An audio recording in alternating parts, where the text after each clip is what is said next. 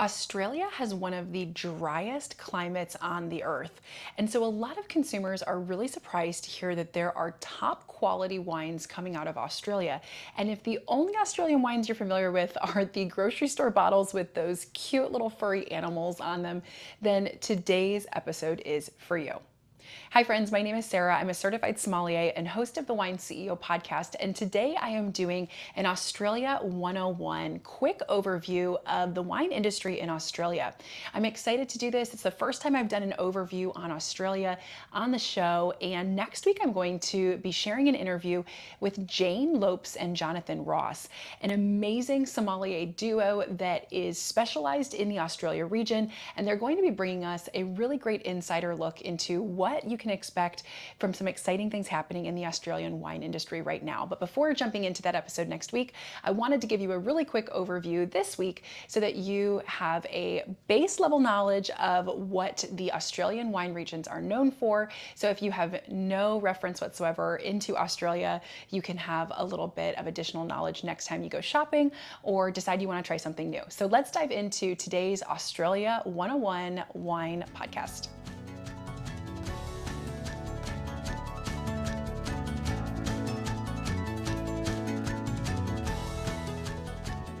All right, so we all know that the continent began as a penal colony for the United Kingdom, and as prisoners were being brought to Australia, the community thrived, and specifically in Sydney, there was a bustling community that was growing in the 1820s, and around this time, a Scottish immigrant named James Busby brought vine cuttings from France and Spain into Australia. He had hopes of planting these vines and creating incredible wines in Australia, and he planted them in the Royal Botanical Gardens in Sydney. Now, for many years, Australia was known specifically for making sweet wines, some fortified, some not. They lovingly called these wines stickies, and that name has stuck through to today. And so the country was known predominantly just for sweet wines for a very long period. But in the 1970s, as the modern wine industry in other New World wine regions like California were really beginning to boom, the same happened in Australia. And the region expanded beyond the sweet wines into table wines, as well as some sparkling wines around the country. Today, Australia is the sixth largest wine producing country in the world. Now, there are over 100 different grape varieties that are grown in Australia. The main ones, though, that the country is known for are going to be Shiraz, which is the French grape Syrah, but it is locally known as Shiraz, Cabernet Sauvignon, Grenache, Merlot, Chardonnay, Sauvignon Blanc, and Riesling. There are also a lot of Mediterranean varieties that you will see like Touriga Nacional, Acertico, Vermentino, Aglianico, and many more. There are definitely some honorable mentions like blends of Cabernet Sauvignon and Shiraz, as well as GSM blends. This is Grenache, Syrah, Mourvedre blends. Mourvedre is known as Mataro in Australia, and you will also find some Semillon grown throughout the region as well. Now, there are over 2,500 wineries across Australia. Believe it or not, there are only 4 large producers that are exporting the majority of Australian wines around the globe, but we are starting to see many more of these small family producers being able to share their wines with many consumers, especially here in the US. We're starting to get a much better selection. It's not just, again, those wine labels with the furry critters on them that you're seeing in grocery stores. We're starting to get some really amazing small label produced Australian wines as well. Now, there are some really big names that have been huge for many years coming out of Australia. Today, I'm not going to focus on specific winemakers. If you want recommendations, feel free to drop a comment here on my YouTube video, and I'd be happy to give you some recommendations, or you can send me a message on Instagram at The Wine CEO. I'm always happy to give recommendations, but today I just wanted to give a quick focused overview on the country itself instead of focusing on specific producers. Okay, so all of Australia's wine growing regions are located around the coasts of the country. So what you're going to find is that you have very Mediterranean, maritime style climates throughout all of the wine growing regions.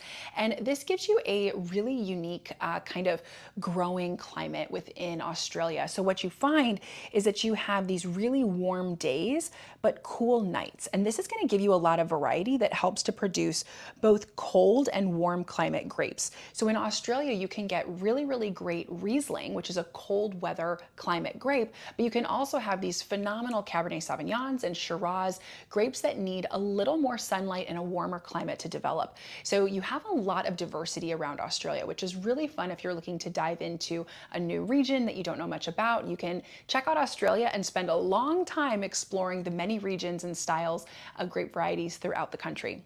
Now, more than half of the wine made in Australia is made in the state of South Australia. South Australia is unique because it never has experienced phylloxera. The region implemented really incredible quarantine rules, and the region has never experienced phylloxera. So you will find some of the oldest grapevines in the world located in South Australia. In fact, some of the oldest living vines of Cabernet Sauvignon, as well as Mourvedre, aka Mataro, are found in the Barossa Valley. These are from the mid and late 1800s and are some of the oldest grapevines in South Australia as well as in the world. Other top wine regions you'll find in South Australia outside of the Barossa Valley are also Clare Valley, the Adelaide Hills, Eden Valley, Coonawarra, and McLaren Vale. Here you are truly going to find some of the best Cabernet Sauvignon, Grenache, Riesling, and Shiraz in the country, and maybe even in the entire world. Specifically, Coonawarra and Margaret River are known for incredible examples of Cabernet Sauvignon. The Barossa Valley and McLaren Vale have amazing Shiraz. The Clare Valley is known for outstanding Riesling, and you will find some of the best Grenache in the world coming out of the Barossa as well as McLaren Vale.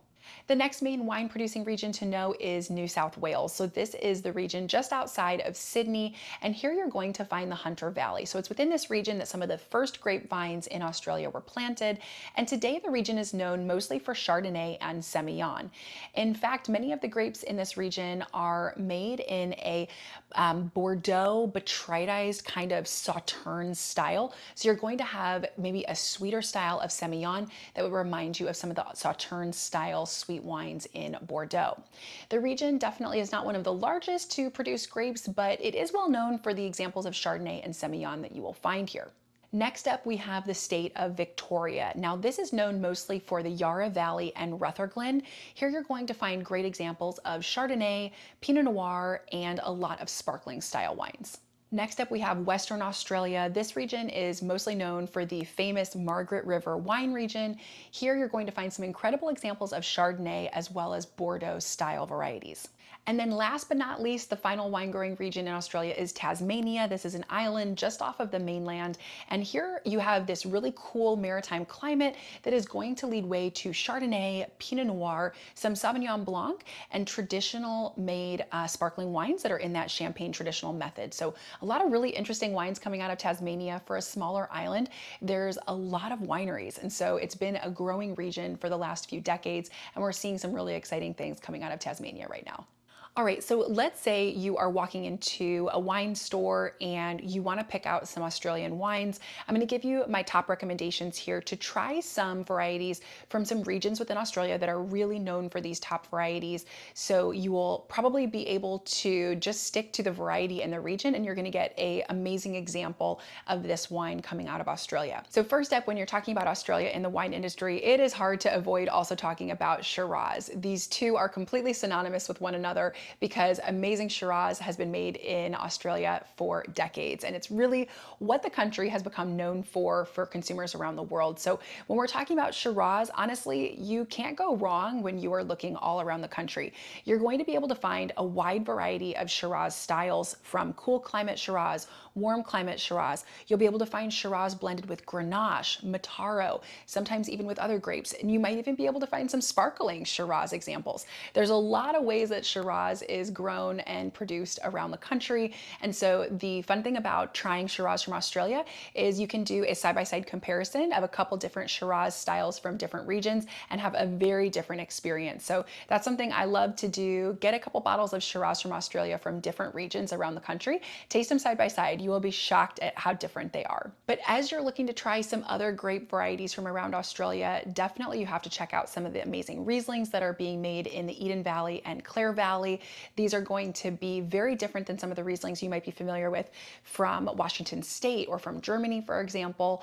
There's a wide breadth, again, of variety across the country, so highly recommend checking out some amazing Rieslings from Australia. Some other great examples you can check out, you can definitely do some Aussie Chardonnay from the Hunter Valley or Margaret River, Sauvignon Blancs from Adelaide Hills, Yarra Valley, Tasmania, or Margaret River, Semillon from the Adelaide Hills and Margaret River, Cabernet Sauvignon from Yarra Valley and Margaret River as well, and then Grenache from McLaren Vale, specifically from Blewett Springs District, is one of my personal favorites. Now, I mentioned the stickies a little bit earlier, and if you're also really into sweet wines, remember that Australia has a lot of great examples of both fortified and non-fortified sweet wines from all across the country, made from a lot of different grape varieties and in a lot of different styles. So you can find some tawnies, you can find some, again, really fun, unfortified, like almost Sauterne style, but tried-iced sweet wines. So there's a lot of great examples around the country. So if you love sweet wines, Australia is definitely a great place to check out.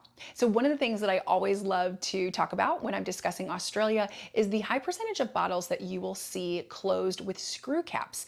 Now, I think often consumers have had this misperception that if a bottle is closed with a screw cap, it's maybe not as high quality as a bottle closed with a cork. Now, this is absolutely not the case, and I would say that that misconception is starting to go away, but I love to mention it because what happened in the early 2000s is the Clare Valley region actually decided to bottle 100% of their Rieslings with screw caps. And what they had been experiencing was a lot of cork taint, where their bottles that had been closed with cork were being affected by bacteria that would get into the cork and then would taint their wine, and the wine would be spoiled. So they decided to move 100% to screw caps, and this really changed a lot of the industry around Australia because it became so commonly accepted to bottle your wine with a screw cap. So today you will find a large portion of Australian wines that are closed with a screw cap, and know that this is no mention at all toward the quality of the wine. So you will find some high quality, top produced wines in Australia that are closed with a screw cap. So definitely don't let screw caps be a deterrent when you are shopping for your Australian wines, whether in your local wine shop